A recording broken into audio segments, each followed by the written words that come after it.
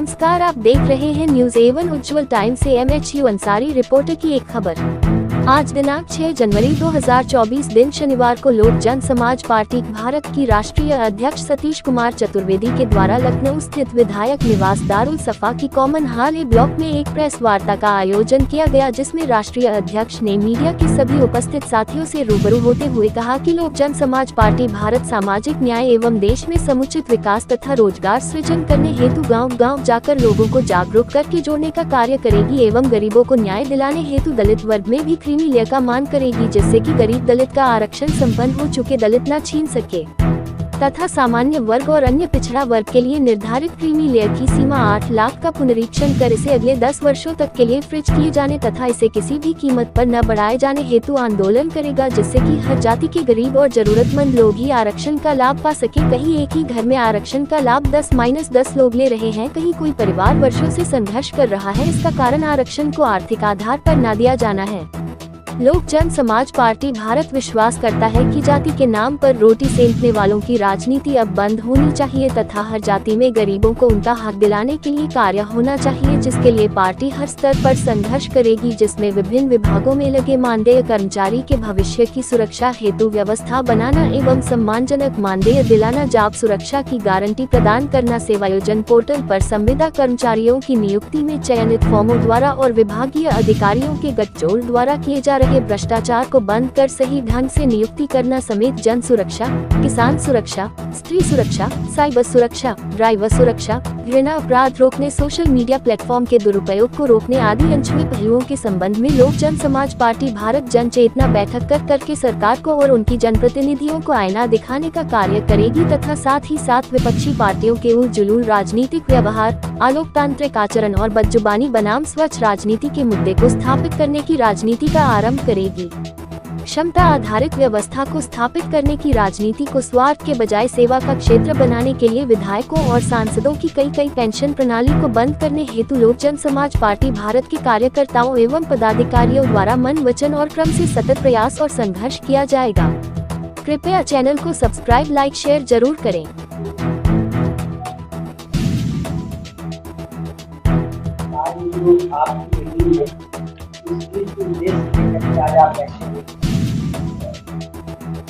दरअसल आज का ये जो कार्यक्रम रखा गया या इसी हमने इसमें रखा कि हमारी पार्टी लोक जन समाज पार्टी भारत जब से बनी है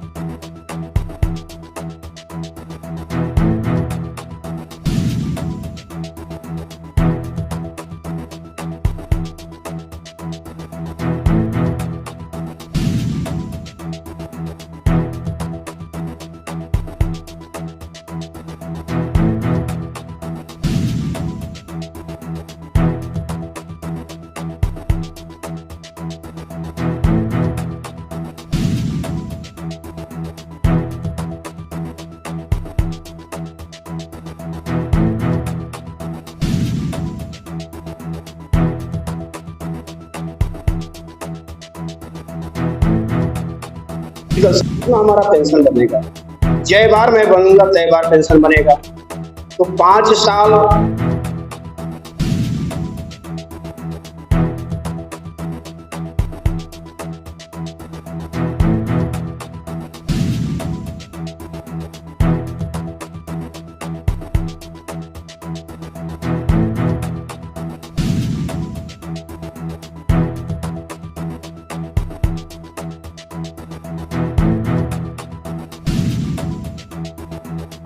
पर, स्वास्थ्य नीति पर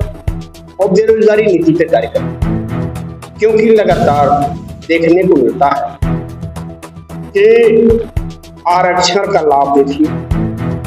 इसी में एक लाइन आता है, आरक्षण का लाभ वही लोग पाते हैं कि जो हर तरह से संपन्न है। चाहे वो दलित का आरक्षण हो या ओबीसी का आरक्षण। अभी 8 लाख का टारगेट रखा गया था ओबीसी और सामान्य में कि 8 लाख तक जिसका आय है वो क्रीमी लेयर के अंदर नहीं है,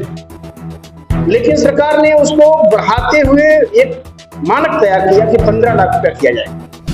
जब 15 लाख हो जाएगा तो आरक्षण का मतलब यह है कि जो सबसे निचले तबके का आदमी है वो आरक्षण का लाभ नहीं पाएगा, और 15 लाख तक पाने वाले जो अच्छे जगहों पर पदों पर बैठे हुए हैं वे अपने 10 से 12 लोगों को, अपने जानने वालों को आरक्षण का लाभ दिला देंगे। तो हमारी पार्टी यह मांग कर रही है कि 8 लाख पूर्व नियोजित जो धनराशि रोका गया था कि 8 लाख तक मान इनका रहेगा आय,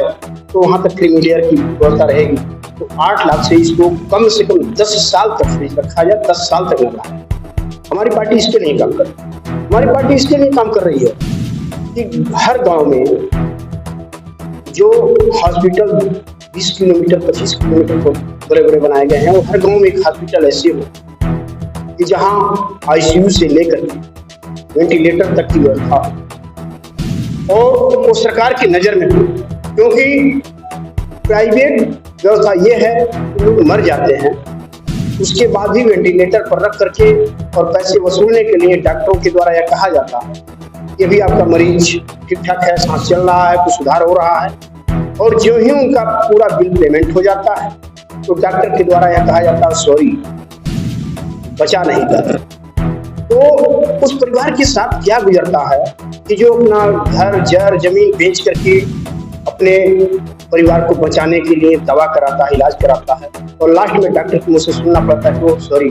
नहीं बचा पाए। तो हमारी पार्टी इसके लिए कार्य कर रही है कि जो डॉक्टर वेंटिलेटर पर बिना परिजन को दिखाए करते हैं कि आपका परिवार ठीक ठाक है, सांस चल रहा है, सुधार हो रहा है, और जल्दी से जल्दी अपना बिल वाउचर जमा करा दीजिए, और उसके बाद अगर वो कहता है तो सॉरी मैं नहीं बचा पाया, तो ऐसे में उस डॉक्टर के खिलाफ कड़ी से कड़ी कार्रवाई हो और उसका मान्यता रद्द कर दिया जाए और डॉक्टरी करने लायक न रहे। हमारी पार्टी ये मांग करती है। दूसरा मांग जो हम लोगों ने किया है शिक्षा नीति, तो शिक्षा नीति पर यह है कि चाहे वो केजी का छात्र बच्चा हो या एमए का हो या बीए का हो, ग्रेजुएशन का हो, मतलब या पीएचडी कर रहा हो, सरकार जिस तरह से छात्रवृत्ति की व्यवस्था बनाई है या और कुछ व्यवस्था बनाई है, इस तरह से टारगेट बनाया जाए कि सबको वो लाभ मिले, चाहे वो गरीब के बच्चे का हो या अमीर के बच्चे का हो। किसी के लिए चिन्हित न किया जाए कि नहीं ये सांसद जी के लड़के हैं तो इनका जो है नेशनल कॉलेज में एडमिशन हो जाएगा, ये विधायक जी के लड़के हैं तो इनका नेशनल कॉलेज में एडमिशन हो जाएगा, और ये गरीब का है इनको हटा दिया जाएगा। ऐसा कुछ ना हो। हम लोगों की मांग ये है, हमारी पार्टी का ये मांग है कि हम आगे चल करके सबको एक तरह की शिक्षा मिले, एक तरह की उसकी नीति हो। फिर तीसरा हम लोगों का जो टारगेट है कि नए रोजगारों का सृजन किया जाए, और वो ऐसा सृजन किया जाए कि बेरोजगारी दूर भगाने में कारगर हो। ऐसा न हो कि किसी को संविदा पर भर्ती करके 1 साल 2 साल 4 महीना 6 महीना रखने के बाद उसको हटा दिया जाए। तो इसके लिए हम लोग भ्रष्टाचार को बंद करने के लिए और जन सुरक्षा, किसान सुरक्षा, स्त्री सुरक्षा, साइबर सुरक्षा, ट्राइबल सुरक्षा, सारी सुरक्षाओं का मांग करते हैं। क्योंकि अभी साइबर सुरक्षा में बात आती है, तमाम होनहार थानेदारों के द्वारा या वीडियो कॉलिंग करके बताया जाता है कि देखिए अगर फ्रॉड कॉल आता है तो ऐसे सावधान रहें, ये करें। तो ये साइबर फ्रॉड कैसे होते हैं जबकि इस टेक्नोलॉजी इतनी हाईटेक हो गई है? उस साइबर सुरक्षा की व्यवस्था सरकार को करनी चाहिए, क्योंकि बहुत ऐसी व्यवस्था है कि फ्रॉड फोन आने के बाद उनके खाते से पैसे समाप्त कर दिए जाते हैं और वो आदमी हाथ मलते रह जाता है, कुछ कर नहीं पाता है। उस साइबर की सुरक्षा बनानी चाहिए। और ड्राइवरों की अभी जो मामला आया था हिट एंड रन,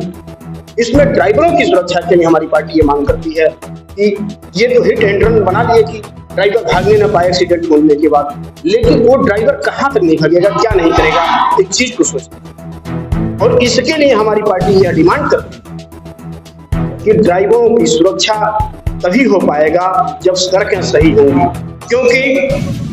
हम बिना लाइसेंस के चलते हैं, बिना हेलमेट के चलते हैं, या बिना सीट बेल्ट के चलते हैं तो फाइन सरकार के द्वारा किया जाता है, लेकिन जगह जगह पर सड़कों में गड्ढे हैं, जगह जगह सड़कें कटी हुई हैं, उस पर सरकार के ऊपर फाइन क्यों नहीं? हमारी पार्टी यह मांग करती है सरकार से कि जिस रोड पर गड्ढे हों, जो सड़क सबसे खराब हो, उस रोड पर किसी भी तरह का फाइन ना लगाया जाए, चाहे वो ड्राइवरों का हो या जनता का। इसके लिए हम लोग कार्य कर रहे हैं। और स्त्री सुरक्षा जो है, आने वाले दिनों में सरकार के द्वारा ये बार बार कहा जाता है कि हम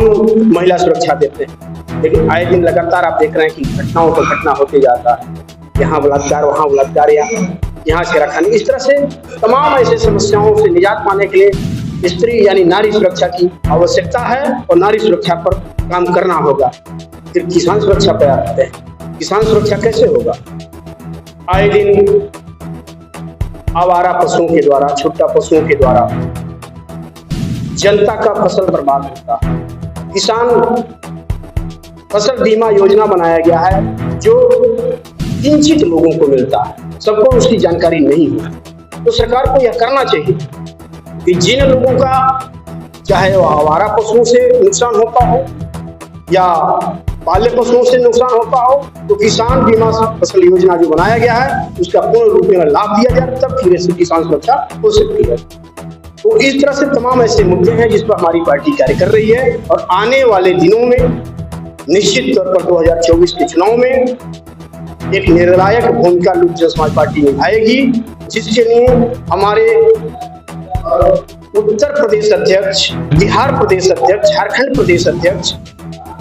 मध्य प्रदेश के प्रदेश अध्यक्ष, महाराष्ट्र के प्रदेश अध्यक्ष और जम्मू कश्मीर के प्रदेश अध्यक्ष जी जान लगाए हुए हैं, जो अभी हम लोग बहुत जल्द एक प्रशिक्षण शिविर लखनऊ में रखने जा रहे हैं, जिसका तारीख आने के बाद आप लोगों को अवगत कराया जाएगा। लेकिन आप लोगों के माध्यम से यह मैं पुनः एक बार सरकार से यह मांग करता हूँ कि नारी सुरक्षा, सड़क सुरक्षा, साइबर सुरक्षा, किसान सुरक्षा और ड्राइवर सुरक्षा की व्यवस्था बनाएं और बेरोजगारी दूर भगाने के लिए नई नीति लाएं। इसी के साथ जय हिंद, जय लोक जन समाज पार्टी, जय भारत।